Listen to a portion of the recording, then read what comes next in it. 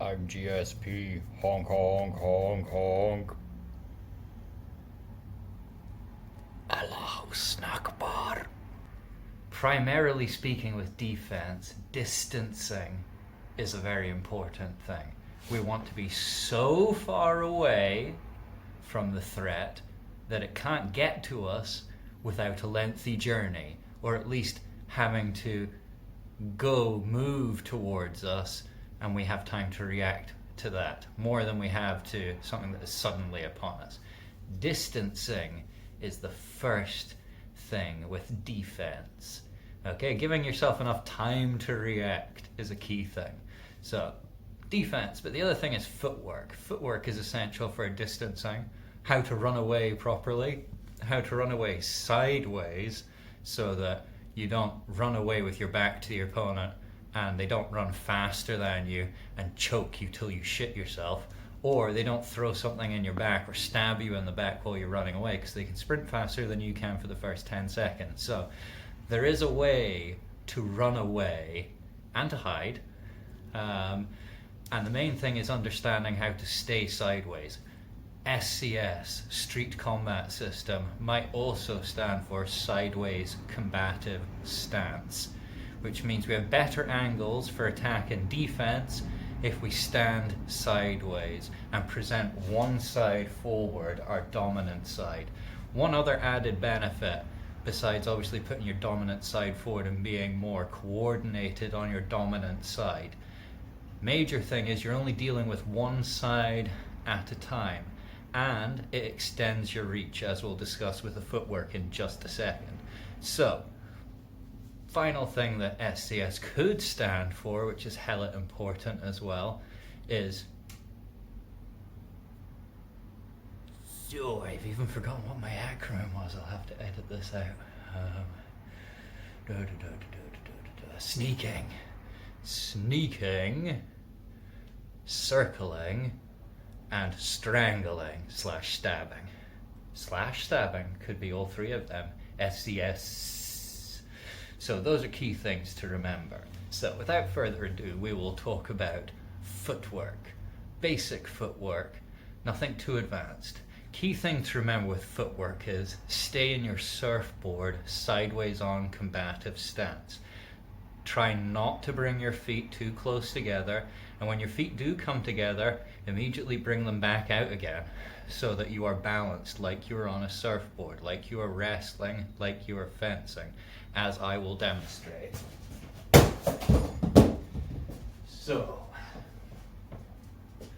the thing about being sideways on, defensively speaking for projectiles as well as for wrestling or unarmed fighting, is sideways profile on offers less target areas. You have to go around certain things to get to the target areas that normally would be there. Being square on presents more target areas, so being square on is not desirable. Neither, of course, is bringing our feet in together or crossing our feet. Not a good idea. So, staying sideways, being dominant side forward, our shoulder is a good point of defense. We don't want to get clocked in the jaw, because getting clocked in the jaw will mean getting knocked out. So, we bring our shoulder up, and actually if somebody goes to swing at us, there's nothing wrong being sideways on, just stepping back. That is part of the footwork. So first of all, the stance and being sideways on and having one dominant side forward means that this one side has longer reach, and as we lean, we can move our head and our body a large distance, fairly easy a large distance, up and down and back, away from swinging strikes or straight shots. With our rear hand as defense, our shoulder as lead defense, that leaves our lead hand free for fishing as it circles and sneaks and looks for its strangling or slashing or stabbing attacks. So the rear hand can do the same, but predominantly it's in defense, and the lead shoulder covers. We also have our head being tucked and being used as a point of attack and defense as well in certain cases. But first of all, the footwork. a shuffle forwards or backwards for small distancing and for circling, which is important, is just to step first with the foot that is closest to the direction that you're going in. So if I shuffle forwards or I advance, I go step, step. Now, for street fighting and street combat, what we do is we step with each thing. In boxing and Muay Thai and in certain other combat sports, they shuffle and they drag the foot because we're on a smooth surface. We don't assume a smooth surface in a street or combative environment, so we step, step each time, carefully. We also don't predominantly stay up on our toes or the balls of our feet. We modify how we stand with our feet and how we place the balance, much like we are on a surfboard, so that we're balanced. So the shuffle is just a step, step. And we can shuffle fast. If we retreat and go backwards, the back foot steps first and the front foot moves. Now, most of the time in fighting and in combat, blah, blah, blah, we're never moving straight backwards or straight side to side. We're always circling or sneaking. Predominantly, we're aiming to circle towards the back. Now, if we are sneaking in a situation where we want to defeat someone easily, we get behind them without gaining their attention, and that is the easiest way to beat somebody, just by ambush attacks, which the samurai were also very fond of as well. However, even if we're fighting and we're face to face, we want to always be circling towards the back. And predominantly what shredding and various other forms and strategies of attack do is they get flinch reaction out of the opponent, and in the flinch reaction, when your opponent turns or gives up his back slightly, we take the back, which is a very dominant position for attack. Duh. Anyway, so shuffling footwork, easy done. If I'm going forward, I step, rear leg comes back. If I'm going back or retreating, back. And I can practice this at all times, ducking, and of course circling as I do it. So all I do when I circle is I step and circle. This is important as well. If I pin one foot and pivot, this is a good way of balancing relative to an opponent, particularly if they get hold of one limb and they try and separate it or they try and unbalance you. We have the other limb far out, balance ourselves off, and we can do the same with the rear limb. Using that lead foot. Again, it's something to practice and also useful for striking. We also, from here, we can bounce off and run away in the direction we're going, still being able to see what's behind us. So, that's the shuffle.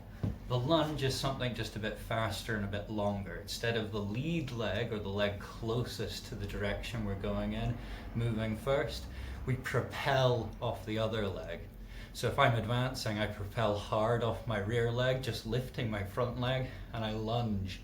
And I cover greater distance and I stretch out further. So instead of shuffling, which would be a step, step, what I do instead is I lunge, and I can bend and further, and imagine there's a sword in my hand.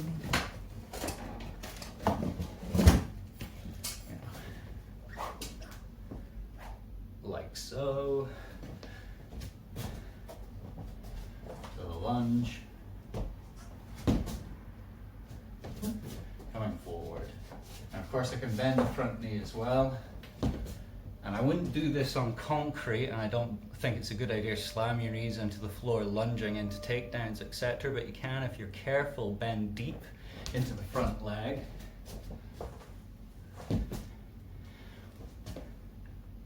Almost like you are threatening a takedown or going for your lead lunge. Not recommended to stay out in the lunge. You want to lunge and recover, lunge and recover. And with the shuffle and the lunge, we want to combine these movements to stay in stance, sideways, like we're on a surfboard, for balance. So, the shuffle and the lunge. Okay, we can combine that with lifting the leg to avoid it being grabbed. We can combine that with lifting the leg to stomp or to kick, even more effective if we're wearing shoes, that we can put the point or the heel into the target. So those are the important ones. The lunge, the retreat, variations of that movement, and the shuffle, which is more important. Okay, and as we circle around an opponent, practicing this footwork is important. Circling with the feet, circling with the hand. And that way as well, when we wrestle and grapple, we're only using and fighting and grabbing one limb at a time to begin with. None of this square on, fighting two hands and two legs at the same time. When we get to the floor and we work, even when we are using limbs at the same time, hands and arms and legs at the same time, we want to be sideways on. If we fall and land, we want to be sideways on. So this is an important concept and one that we'll go over a lot. So practice the footwork, the shuffle, the lunge, the circling, and the pivoting of the lead leg and the back leg, and leaning side to side, using that ability to lean back and run and kick, but also lean and drive and push. And as I said, shoulder for defense, elbow for defense as well. But if we use the shoulder, it means this hand is free for punching and striking and other stuff as we move around. And the other thing is, as we transfer to here, we can think about single leg takedowns, trips, other things like that, using the same footwork. Not slamming the knee down, but lunging and using that to maybe reap a leg and bring the other leg in for a grapevine. So things to practice: the lean, the lunge, the shuffle, the pivot. All important footwork, because when it comes to defense, one of the best things is just moving away from your opponent, letting them swing, letting them throw things, and letting them miss. If you can move around with footwork predominantly, and then of course head movement and all the rest of that as well, then you can defend yourself very, very well against a number of different opponent types. So footwork and defense and primarily avoiding things that get thrown at us is primary and most important.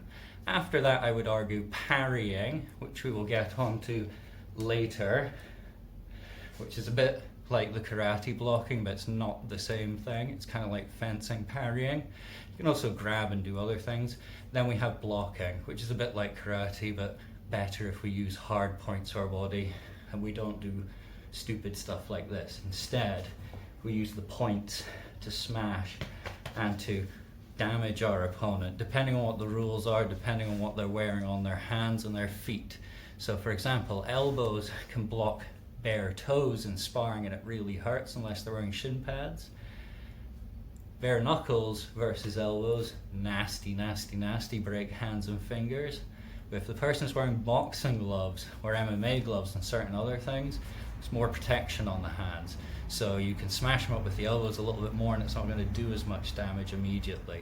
Same with foot stomping and things like that. Usman! It is a good idea and it can work, particularly against a barefooted opponent if you're wearing shoes. But if the terms are a bit more equal and adrenaline's going and you're both skillful, not entirely sure if that's going to be useful straight away compared to other higher percentage strategies for ending the fight, like shredding. So practice the on-guard stance and remember the acronyms and all the rest of this.